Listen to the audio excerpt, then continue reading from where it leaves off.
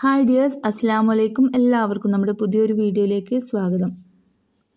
അപ്പോൾ ഇന്ന് വന്നിട്ടുള്ളത് ബിഗിനേഴ്സിന് യൂസ്ഫുൾ ആവുന്നൊരു വീഡിയോ ആയിട്ടാണ്. ചെറിയ വീഡിയോ ആണ്.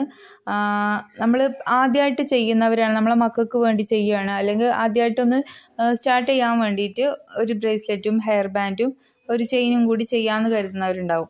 അപ്പോൾ അവർ എപ്പോഴും ബീഡ്സിൻ്റെ റേറ്റും അതുപോലെ തന്നെ എത്ര ഗ്രാം എടുക്കണം, എത്ര വാങ്ങിക്കണം എന്നൊന്നും അറിയുന്നുണ്ടാവില്ല. അപ്പോൾ അവർക്ക് വേണ്ടിയിട്ടുള്ള ഒരു കുഞ്ഞു വീഡിയോ ആണ് കേട്ടോ. മാർബിൾ ഷെയ്ഡിലുള്ള ഗ്ലാസ് ബീഡ്സ് വെച്ചിട്ടുണ്ട് നമ്മൾ ഈ ഒരു ഐറ്റംസ് സെറ്റ് ചെയ്തിട്ടുള്ളത്. അപ്പോൾ ഇതിൽ 3 കളേഴ്സ് ഞാൻ ഒരു ടീമിന് വേണ്ടിയിട്ട് ചെയ്തിട്ടുള്ളതായിരുന്നു. അപ്പോൾ ഇത് ചെയ്തപ്പോൾ എനിക്ക് ഓർത്ത്, ഇങ്ങനെ ഒരുപാട് പേര് ചോദിക്കാറുണ്ടല്ലോ, അപ്പോൾ ഇതൊരു വീഡിയോ ആയിട്ട്, ചെറിയൊരു വീഡിയോ ആയിട്ട് ചെയ്യാമെന്ന് കരുതി.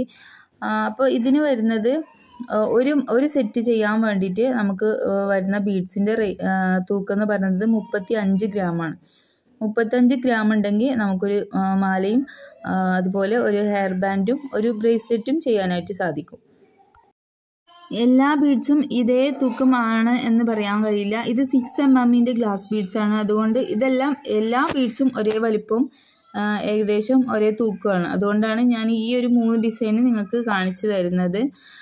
ഇത് നമ്മൾ ഹെയർ ബാൻഡ് ചെയ്തിട്ടുള്ളത് തിൻ ഹെയർ ബോ വെച്ചിട്ടാണ്.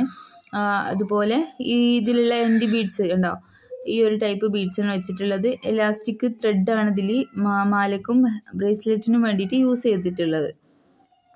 അപ്പോൾ ഈ വീഡിയോ കാണുന്ന ആരെങ്കിലും ഈ സെയിം സാധനം തന്നെ വേണം എന്നുണ്ടെന്നുണ്ടെങ്കിൽ സ്ക്രീൻഷോട്ട് നമ്മൾ സ്ക്രീനിൽ കാണുന്ന നമ്പറിലേക്ക് വാട്സപ്പ് ചെയ്താൽ മതി.